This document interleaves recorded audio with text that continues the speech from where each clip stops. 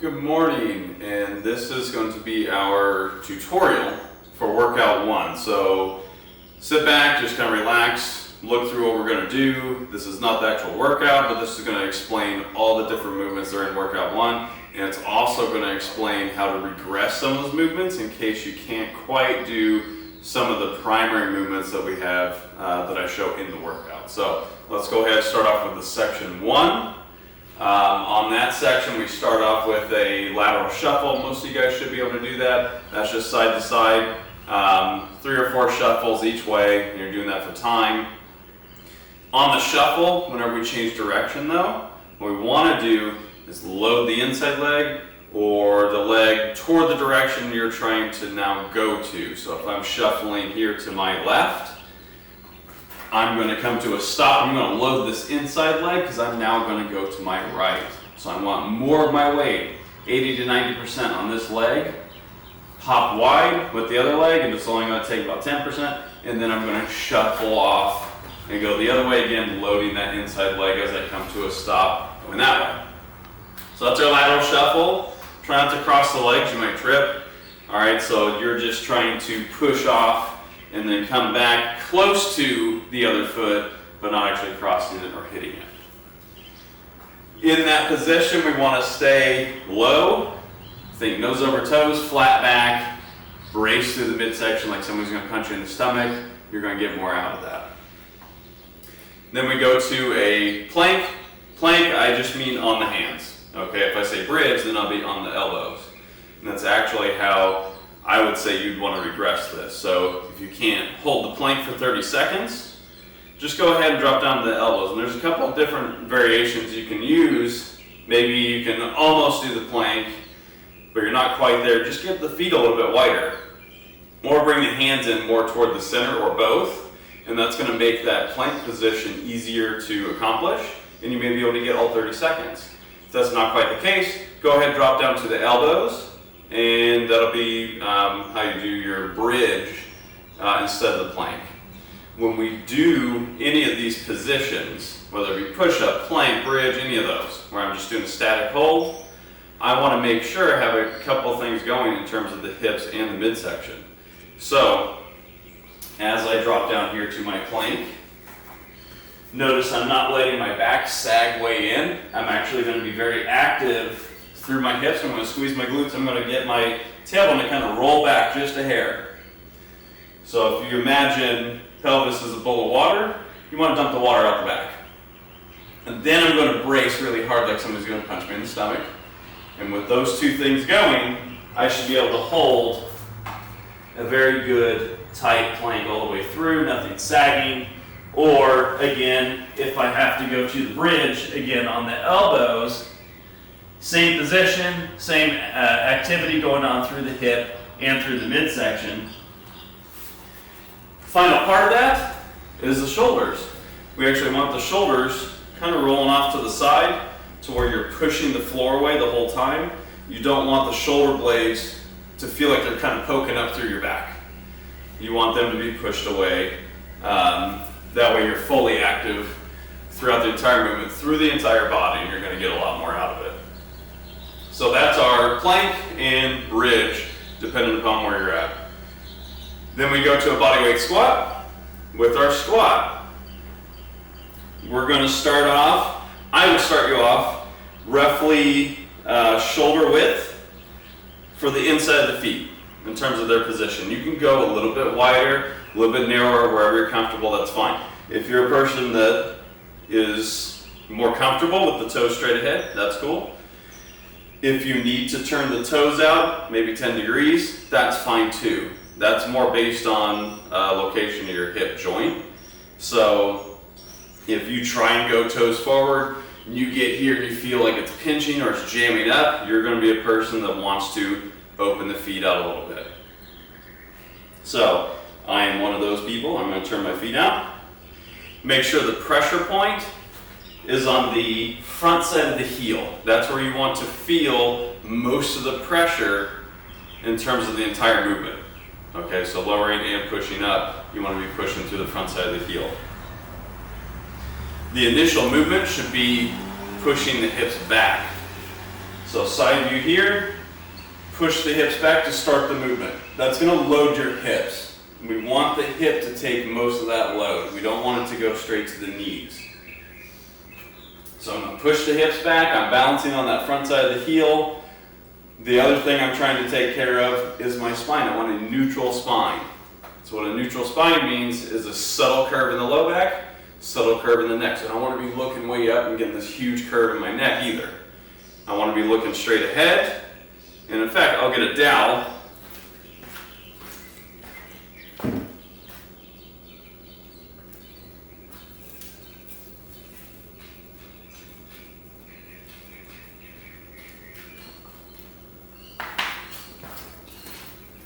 So if I just take this dowel and I run it down my back, you'll notice there's a little curve here in the low back, right? Enough where I can stick my hand. And there's a little curve right here in my neck, enough where I can get a thumb through there. And that's about it. I don't want to over-exaggerate that arch where I can probably put two hands. And I definitely don't want it to round where now I have no space to stick anything in there. Okay, so that's our neutral spine. We're going to try and maintain that through the entire movement.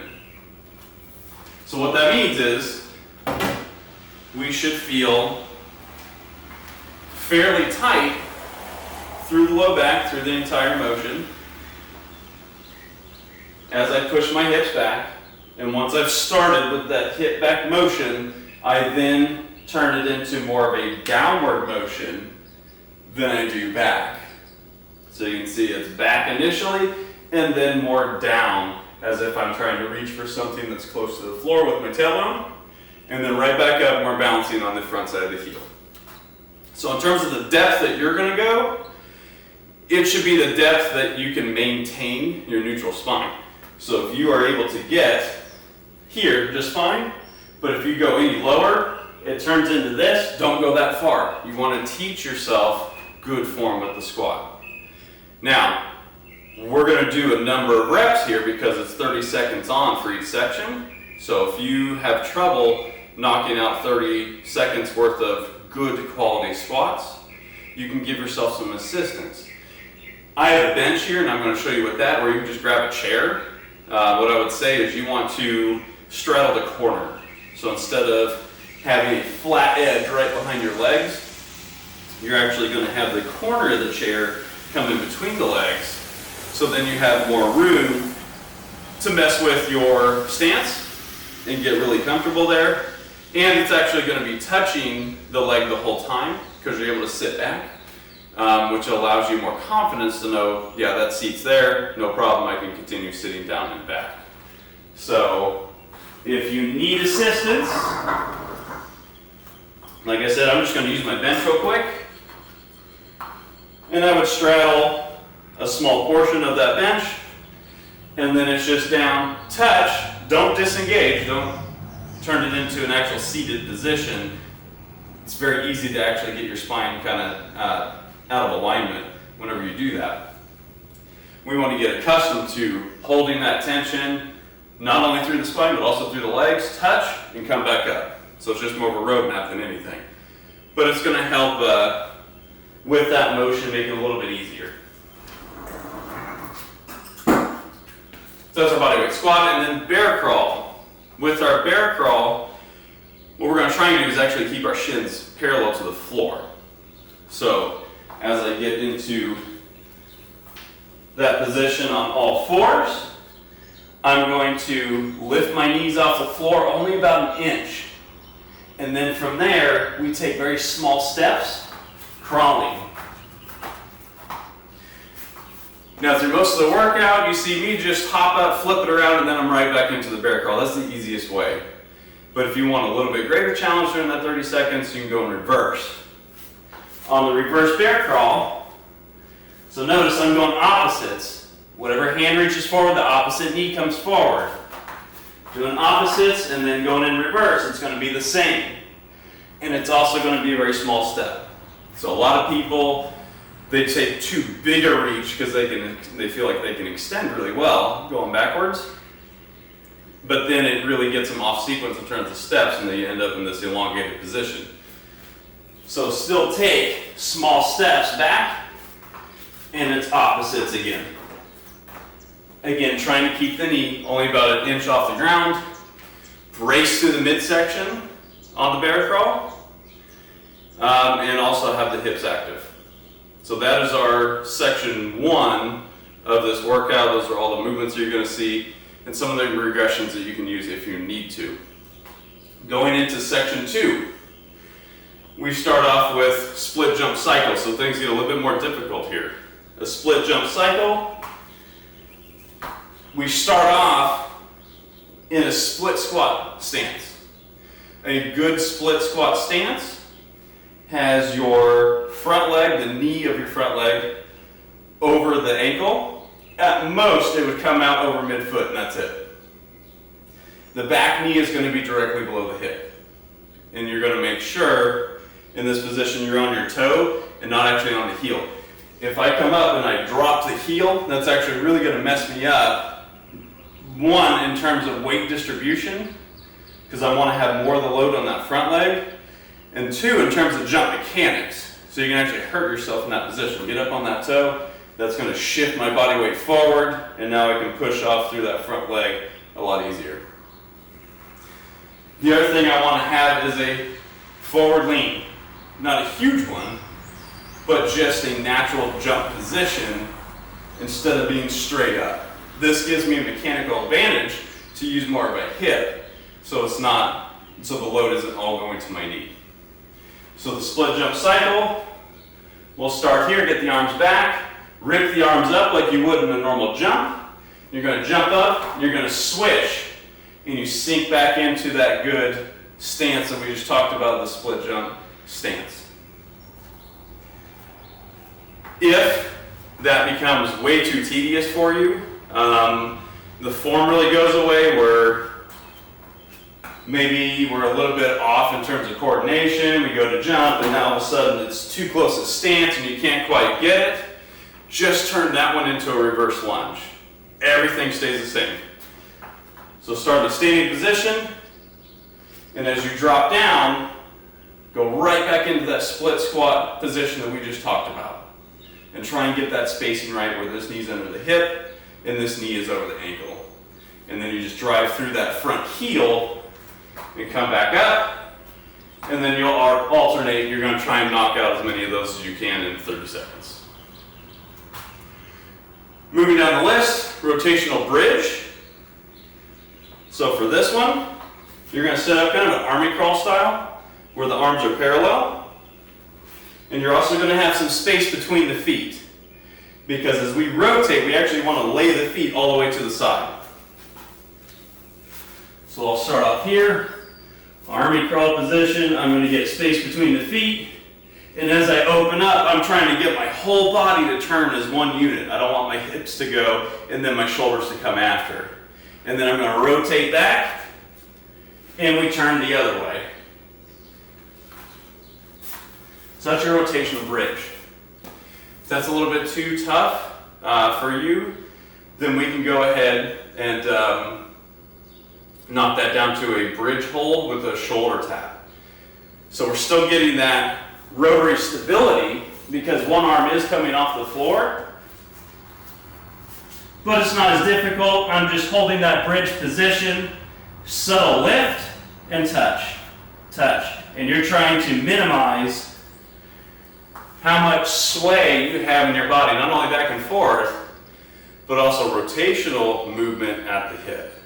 You're trying to keep that as still as possible. That's your challenge during that movement. So if you can't do the rotational bridge, just go to a bridge, do those shoulder taps where the elbow's coming off just for a split second.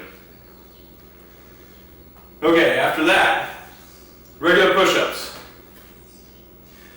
Push-up, fairly easy movement, but we do want to have some things that are consistent, especially when we're training with the push-up. What I like to do is tell people go thumbs forward.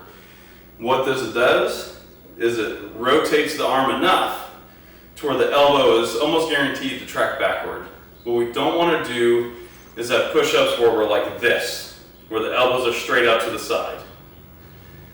So we want the elbows coming down at a 45-degree angle We want to have the forearms vertical, so it's going to feel a little bit more forward for some of you if you're not accustomed to that form.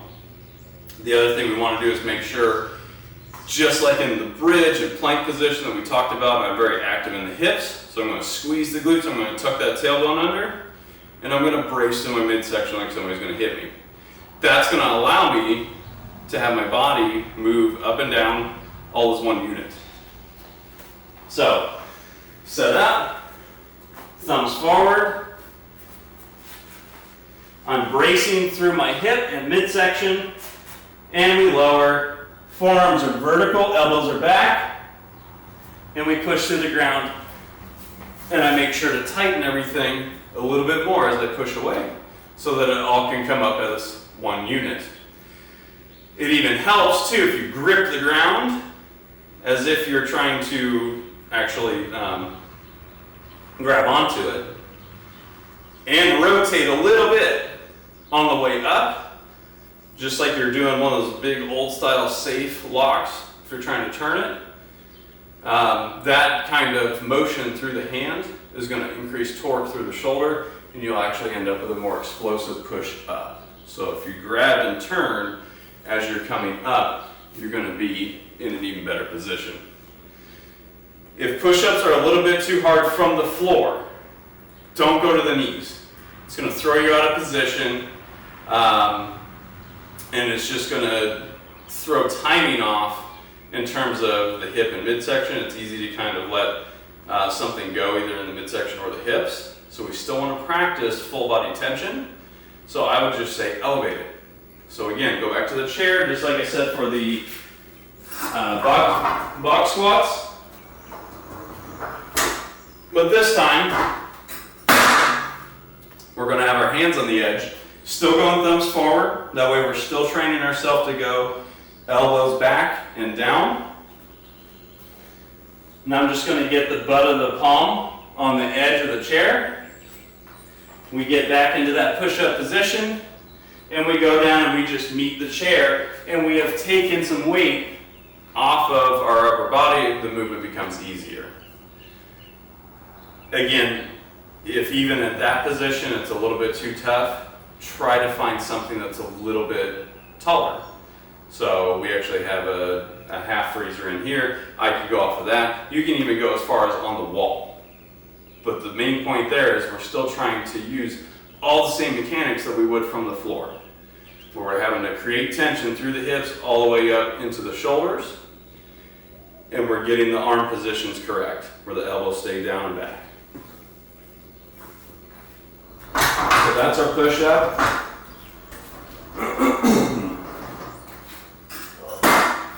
Final one's a forward crab walk. With the crab walk, I just advise you not go hands forward. Okay, so what that's going to do is it's going to roll or kick the shoulder forward, and now all the different tissues on the front side of the shoulder, some of our anterior capsule tissues, they're going to get stressed. And we don't want to do that, so we're going to make sure we turn the hands up to the side. That's going to open us up. It's going to pull the shoulder back so that it's in a better position to be able to hold your weight. And then we just do a crab walk forward, where I get my hips up a little bit off the ground, and we're using our hamstring by pulling through the heel.